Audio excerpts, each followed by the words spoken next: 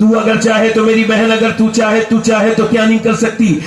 یعنی یہ غیر منقسم ہندوستان میں ایک شادی ہوئی. اچھا ہمارے یہاں پہ ایک شادی ہوئی تو ایک عورت اپنے شوہر کے پاس آئی، اس نے دیکھا وہ قرآن پڑھا ہوا نہیں تھے، یہ قرآن پڑھی ہوئی تھی، تو اس نے اسے قرآن ہی پڑھا دیا 3 سال.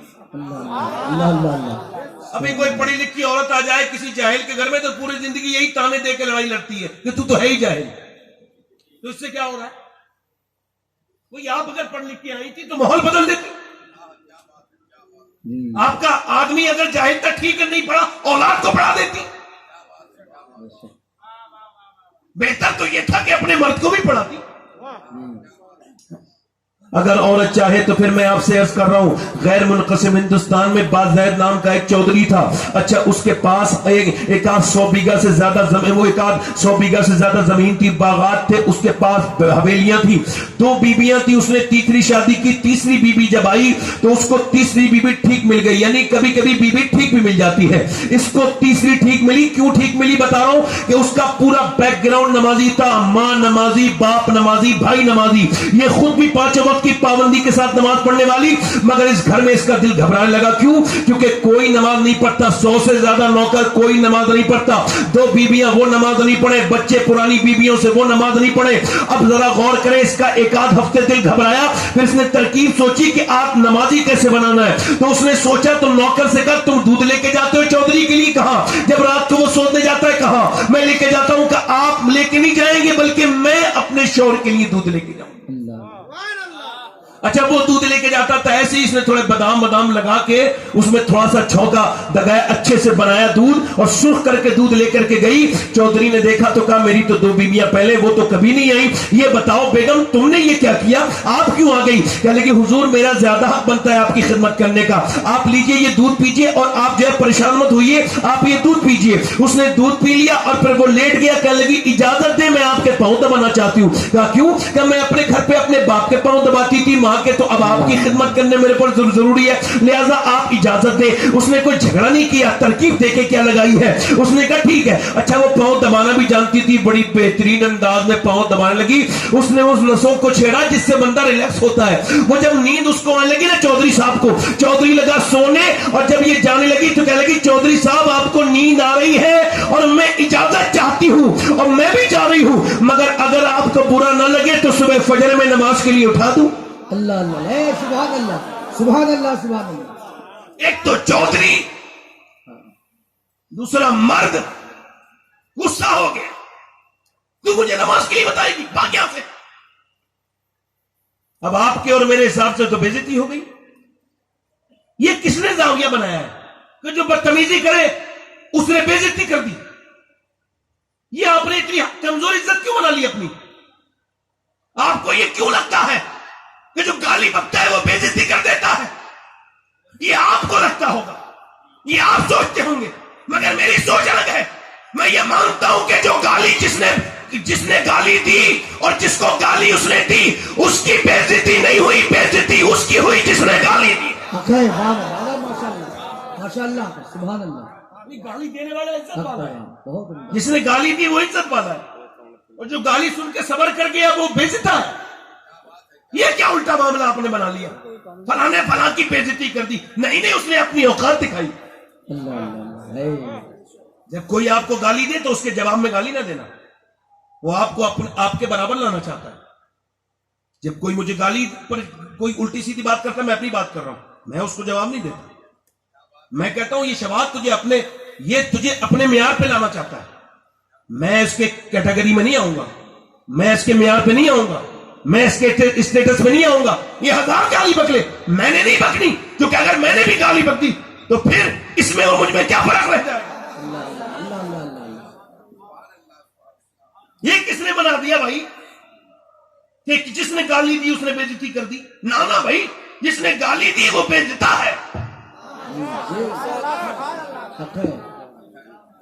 ذلیل وہ ہے جو کسی کو ذلیل کرنا چاہے. یہ الٹا معاملہ ہے، اس کو بدلیے آج سے تاکہ بدتمیزوں کو ٹھیک سے ٹھکانہ مل جائے. جب کوئی کسی کے ساتھ بدتمیزی کرے تو یہ نہ کہو کہ اس کی بے عزتی ہو گئی، یہ کہو کہ اس بے عزتی نے اپنی چوراہے پہ خود بے عزتی کرا لی. سبحان اللہ میری نظر میں وہ ابو بکر صدیق عزت والا ہے جس کے ساتھ کفار مکہ بدتمیزی کرتے تھے. میری نظر میں وہ کفار مکہ بدتمیز ہے, ابو بکر عزت والا. بے شک سبحان اللہ سبحان اللہ. آپ کی نظر میں کون عزت والا ہے, ابو بکر یا وہ کفار مکہ؟ تو پھر وہ جو گالی دے رہا ہے آج مظفر پور میں کسی جگہ پہ کسی کو, تو وہ عزت والا ہے یا جو سن رہا ہے وہ عزت والا ہے؟ ماشاء. چلو ایک تھوڑی سی سوچ تو بدلی نا. اس عورت کو اس نے کہا چل تو مجھے سمجھائے گی, بیچاری چلی گئی. مگر اللہ والے راستے نہیں بدلتے, ہمت نہیں ہارتے, انہیں امید اپنے رب سے ہوتی ہے. دوسرے دن آئی, کہنے لگی چودھری صاحب. اس نے کہا پھر تو آ گئی, پھر مجھے پریشان کرے گی, پھر نماز کے لیے کہے گی. اس نے کہا چودھری صاحب میری خدمت کرنے کا حق ہے, آپ میری خدمت تو نہ چھینے نا, میری خدمت کا حق تو نہ چھینے نا مجھ سے, آپ مجھ کو خدمت کرنے دے گا. نماز کے لیے کہو گی کہ میں دیکھتی ہوں, فی الحال آپ دودھ تو پیجئے. وہ دودھ بھی پی لیا. اچھا کل والی ٹانگیں بھی بڑی اچھی دوائی تھی, وہ یاد آ گئی تو پھر ٹانگیں بھی دبا لی. ٹانگ دبتے دبتے وہ چودھری کو خراٹے آنے ہلکے ہلکے شروع ہوئے. وہ سونے لگا, کہنے لگی چودھری صاحب اجازت دیں, میں تو جا رہی ہوں, مگر اگر آپ برا نہ مانے اور غصہ نہ کرے, دیکھے نہ روٹھے نا, تو اجازت دے صبح فجر میں اٹھا دوں. اللہ اللہ اللہ اللہ. آؤ دیکھا نہ تاؤ, زور سے لات ماری. اوپر بیٹھی تھی, نیچے جب گری پلنگ سے تو اس کے ہونٹ پھٹ گئے, یہ دانت اس میں گڑ گئے, زمین پہ گری منہ کے بل, تو خون کے نیچے کو چتڑے گر رہے تھے, خون کے ٹپک رہا تھا. مگر کتنی نیک ماں کی اولاد تھی, نہ جانے کتنا باپ اس کا نیک ہوگا, نہ جانے وہ ماں کتنی نیک ہوگی جس نے ایسی بیٹی کی تربیت کی. اب کہاں گئی وہ عورتیں, اب تو ہر جگہ طلاقیں, جھگڑے یہ وہ, کوئی کسی کو برداشت کرنے کے لیے کہاں تیار ہے, تو لفظ سننے کے لیے تیار نہیں. مگر نہ جانے کیسی عورت تھی, میاں پٹی کٹی گالی کھائی مگر بالکل سر جھکائے برتن اٹھا کے چلی گئی. دوسرے دن بھی آئی, آتی رہی جاتی رہی, آتی رہی جاتی رہی. خیر ایک دن چودھری کو خود ہی رحم آ گیا, کہ لگا روز گالی دیتا ہوں, چودھری کی بیٹی ہے, عزت والے خاندان کی ہے, میں تیری روز عزت اتارتا ہوں پھر بھی روز آتی ہے. کہنے لگی چودھری صاحب آخر تجھے کیا لالچ ہے؟ کہنے لگی میں نمک حرام نہیں ہوں, نمک حلال ہوں, میں نے نمک حرامی نہیں سیکھی, نمک حلالی سیکھی ہے. کیا مطلب؟ کہ تیرا کھانا کھاتی ہوں, تیرا نمک کھاتی ہوں, مگر اگر تم جہنم میں جاؤ گے تو یہ میں کیسے برداشت کر لوں؟ کیا مطلب؟ کہ میرے نبی فرماتے جب بے نمازی مرے گا, مرتے وقت اس کو اتنی پیاس لگے گی اگر ساتوں سمندر کا بھی پانی پلا دیا جائے تو اس کی پیاس نہیں بجھے گی جو اپنے کریم رب کے سامنے نہیں جھکا, جو اپنے پروردگار کے سامنے نہیں جھکا. اور قیامت کے دن جو نماز نہیں پڑھے گا فرعون کے ساتھ کھڑا ہوگا, نمرود کے ساتھ کھڑا ہوگا. اے چودھری بس یہی بات ہے کہ بس لالچ میں آتی ہوں کہ اگر تو بے نمازی تو میرے بچے آنے والے بے نمازی وہ جہنمی, میں اپنے بچے کو کیسے جہنمی بنا لوں, میں تجھے اپنے شوہر کو کیسے جہنمی بنتا دیکھ لوں. بس اسی لیے آتی ہوں, پٹتی ہوں, کھاتی ہوں گالیاں تیری, مگر پھر بھی راستہ نہیں بدلتی. چودھری کے دل میں رحم آ گیا, آنکھوں میں آنسو لا کے بولا صبح تو نہ اٹھانا, میں تجھے صبح اٹھاؤں گا. چودھرائن صبح کو اٹھا دیا. چودھری نے صبح کو اپنی بیوی کو اٹھایا, دونوں نے مصلی بچھایا, وہ وضو کر کے سجدے میں جا کے پھوٹ پھوٹ کے رونے لگی. کہنے لگی مالک یہاں تک بڑی مشکل سے لائی ہوں, کتنی گالیاں کھائی ہیں, کتنی تکلیفیں بڑھائی میں نے اٹھائی ہیں, کتنے میں نے مار کھائی ہے میرے رب, مگر تو بہترین قدردان ہے, تجھ کو پتا ہے میرے مالک یہاں تک آج آیا ہے, کیا پتا کل اس کا دل بدل جائے, لہذا آنا اس کا کام تھا, قبول کرنا تیرا کام.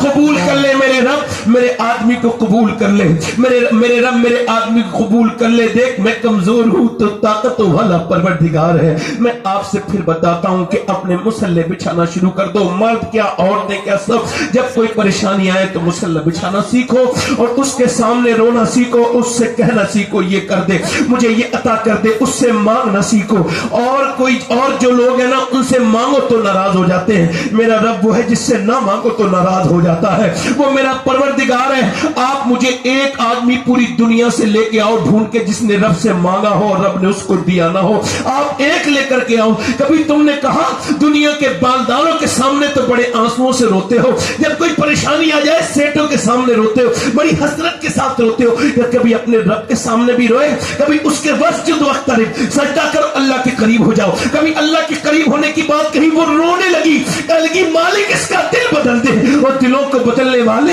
مجھ کمزور پر رحم کر دے۔ ایسی روئی، اللہ نے چودھری کا دل بدل دیا۔ تہجد کی نماز بھی نہیں چھوڑتا تھا چودھری، تہجد کی نماز بھی پابندی سے پڑھنے لگا۔ اس نے مسجد بنوائی، مدرسہ بنوایا، سارے نوکر نمازی، سارا علاقہ نمازی ہو گیا۔ ایک عورت نے پورے علاقے کو بدل کے رکھ دیا۔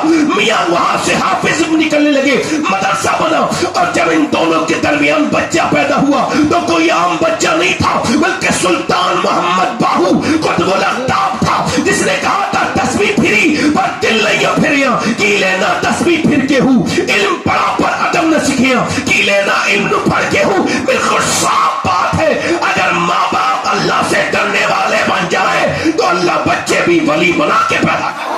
نعرے تکبیر، نعرے رسالت، فیضان امام حسین، فیضان غوث اعظم، عرس علی محمد قادری۔ اللہ اللہ اللہ، کیا بات۔ سارا علاقہ نمازی ہو گیا۔ اقبال کہتا ہے لوگ مجھ سے کہتے ہیں کہ حسین ابن علی نے کربلا میں حق ادا کر دیا، تو میں ان سے کہتا ہوں یہ ادھورا جملہ ہے۔ پورا جملہ ایسے ہے کہ پہلے مدینے میں علی نے باپ ہونے کا حق ادا کیا، حسین نے فاطمہ نے ماں ہونے کا حق ادا کیا، پھر حسین نے کربلا کے میدان میں نیزے پہ چڑھ کے قرآن پڑھ کے بیٹے ہونے کا حق ادا کیا۔ سبحان اللہ، سبحان اللہ۔ لگ رہا آپ لوگوں کو نہیں لگ رہا؟ یعنی آپ چاہیں تو کبھی اپنے آپ کو بدلنا۔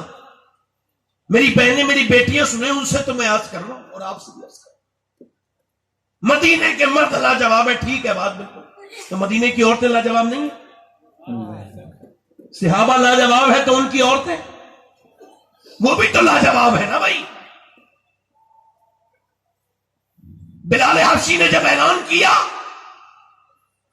کہ اپنے اپنے بچوں کو لے کر کے آئیں، عورتیں اپنے اپنے بیٹوں کو لے کر کے آئیں، مرد آئیں جو نبی کے ساتھ جنگ میں جانا چاہیں، میاں پورے دن تانتا لگ گیا بلال کی اعلان پر۔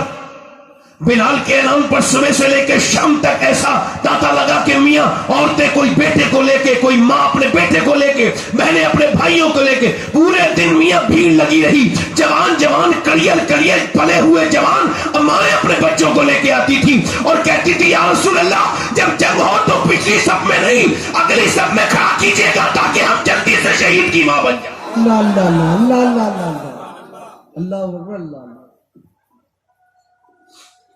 رات کا وقت ہے، خنسا نام کی ایک عورت رو رہی ہے۔ کبھی ویکیپیڈیا پہ سرچ کیجیے گا، گوگل پہ خنسا بہت بڑی شاعرہ تھی اسلام لانے سے پہلے۔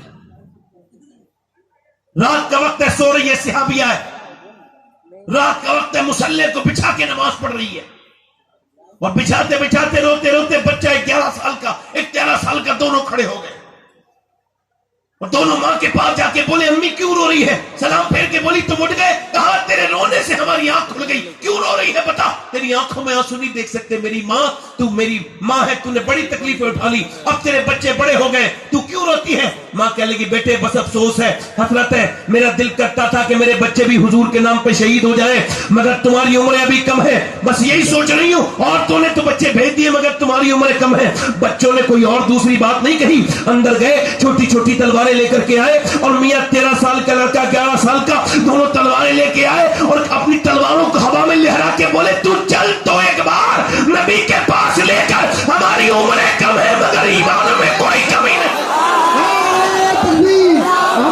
تھوڑا کیوں کر رہی ہے؟ نعرے رسالت، تھوڑا کیوں کر رہی ہے؟ چل لے کے چل۔ بچہ لے کے گیا، ماں نے کہا بیٹے چھوٹے ہو کر نہ لے کے چل، تیرے دودھ پہ حرف نہیں آنے دیں گے، تجھے بدنام نہیں ہونے دیں گے، چل تو میری ماں۔ بچے کو لے کر کے ماں گئی، اور ماں جب حضور کی بارگاہ میں پہنچی، میرے سرکار نے فرمایا تیرے بچوں کی عمریں کم ہیں، تو دونوں بچوں نے تلوار جب چلائی، حضور نے فرمایا بڑا والا جا سکتا ہے، چھوٹا والا نہیں جائے گا، تو چھوٹے والے کی آنکھوں میں آنسو آ گئے، اس نے اپنے دونوں پاؤں سے وہ اچکنے لگا، اپنی ہائٹ بڑھانے لگا، نبی نے دیکھا کہ وہ اپنے پنجوں کے بل کھڑا ہو رہا ہے، حضور نے فرمایا بھائی تم چھوٹے ہو ابھی، ہائٹ نہ بڑھاؤ۔ کہ لگا حضور چھوٹا ہوں مگر اس سے زیادہ طاقت رکھتا ہوں، جسے آپ نے اپنی فوج میں بھرتی کیا ہے. اللہ حضور نے فرمایا اچھا ٹھیک ہے. کہنے لگے آپ کشتی کرا دیجیے. حضور نے فرمایا ٹھیک ہے. کشتی کے لیے آگے بڑھا, اپنے بھائی کا ہاتھ پکڑ کے بولا دیکھ تو طاقتور ہے, اور سن حضور نے تجھے تو بھرتی کر لیا نا, حضور جسے بھرتی کرتے پھر نکالتے نہیں ہیں, تو ایسا کر کہ آج گر جانا. اگر تو اکیلا جائے گا تو امی اتنی خوش نہیں ہوں گی جتنی ہم دونوں کی لاشیں آئیں گی, امی خوش ہوں گی. دیکھ میرے بھائی مجھے گرانا نہیں, ورنہ اللہ تجھ سے ناراض ہو جائے گا. ہم دونوں بھائی ساتھ میں کھیلتے ہیں, ساتھ میں کھاتے ہیں, ساتھ میں پڑھتے ہیں, تو شہید بھی اگر ساتھ میں ہو جائیں تو کتنی اچھی بات ہے. یہ کہہ کے اپنے بھائی سے بولا, میرا ہاتھ پکڑ کے بولا دیکھ گرانا نہیں. جب وہ رویا تو نبی نے دونوں کی کشتی نہیں ہونے دی, دونوں کے ہاتھ پکڑے, الگ ہٹایا اور دونوں کے سروں پہ ہاتھ رکھ کے فرمایا جب تک ایسے بچے اور ایسی مائیں دنیا میں ہیں اسلام کا کوئی بال بھی کا نہیں کر سکتا. ماں نے اپنے بچوں کو سروں پہ ہاتھ رکھ کے کہا میرے لاڈلو, میرے بیٹو, آؤ ذرا تمہیں آخری بار پیار تو کر لوں. میں نے تمہیں تمہارے لیے کنویں سے پانی بھر بھر کے لوگوں کے گھروں میں دیا اور تم کو پالا. میں نے تمہارے باپ کے مرنے کے بعد بڑی پریشانیاں, دقتیں, تکلیفیں اٹھائیں, مگر میں نے اپنے بڑھاپے کا تم کو سہارا اور لاٹھی بنانے کے لیے یہ سب نہیں کیا. میں نے اس وجہ سے کیا کہ میں بھی شہداء کی ماں کہلاؤں, شہید کی ماں کہلاؤں. تو اب جانا, تمہاری ماں تمہارا انتظار نہیں کرے گی, میدان جنگ میں جاؤ, شہید ہو جاؤ, مگر چونکہ تمہاری عمر کم ہے تو اپنی ماں کا نام خراب مت کرنا. میرے لاڈلو جب تیر چلے, جب تلوار چلے, جب نیزے چلے, اور جب تمہاری طرف نیزے تلوار تیر آئے تو جتنے زخم بھی آئے سینے پہ آنے چاہیے, تمہاری پیٹھ پر ایک بھی زخم نہ آئے, تاکہ لوگ دیکھیں تو سمجھ جائیں کہ مدینے کی عورتیں بزدل پیدا نہیں کرتی, شہر دل پیدا کرتی ہیں. اللہ یا رسول اللہ.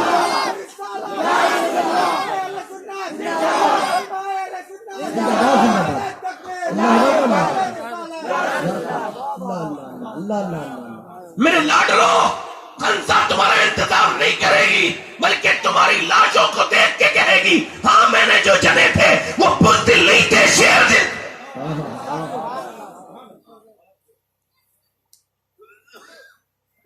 ایک عورت اور آ گئی اور اس کی بچے کی عمر بھی 3 سال کے قریب, 28 سال.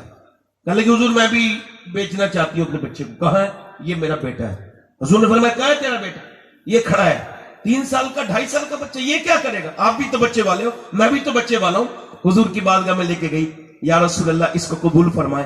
حضور نے فرمایا یہ کیا کرے گا جنگ میں؟ کہنے لگے حضور آپ کی طرف تیر آتے ہیں, تلواریں آتی ہیں, نیزے, آپ کو ڈھال کی ضرورت پڑتی ہوگی.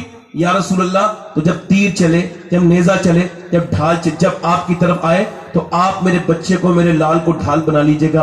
اگر ایک تیر, ایک تلوار کا وار بھی میرے بچے نے سہ لیا اور آپ کے اوپر آنے سے بچ گیا وہ بار, تو قیامت کے دن میں کہوں گی میرے مالک میرا بیٹا تو چھوٹا سا تھا مگر تیرے محبوب پہ میں نے قربان کر دیا. قیامت کے دن اس کے علاوہ کوئی بیٹا نہیں میرے پاس. میرے نبی نے اس بچے کو اٹھایا, پوری داڑھی بھیگ گئی اور فرمایا اللہ تیرے بچے کو لمبی عمر دے, جا تیرا بچہ شہید نہیں بھی ہوگا, اللہ تجھے پھر بھی شہداء کی ماں کے ساتھ اٹھائے گا. میں کہتا ہوں یار ایسے بھی کسی کے چاہنے والے. میرا امام کہتا ہے حسن یوسف پہ کٹی مصر میں انگشت زنان, سر کٹاتے ہیں تیرے نام پہ. آج عورتوں کو مسجد میں بھیجنے کا ہنر نہیں پتا, اپنے بچوں کو قرآن پڑھنے کا ہنر نہیں پتا, اور وہ یہ سمجھتی ہیں کہ اس سے ان کو کامیابی ہو جائے گی. ذرا غور تو کرو کہ 2.5 سال کے بچے کو ماں لے کر کے آ گئی. کیسا عشق رسول تھا ان صحابہ کے اندر, ایسی محبت کی تھی انہوں نے آمنہ کے لال سے. تبھی تو میں کہتا ہوں کہ اللہ نے اپنے حبیب کو یار بھی چن چن کے دیے اور رشتہ دار بھی چن چن کے دیے. نہ نبی کے یاروں کا کوئی جواب ہے نہ رشتہ داروں کا.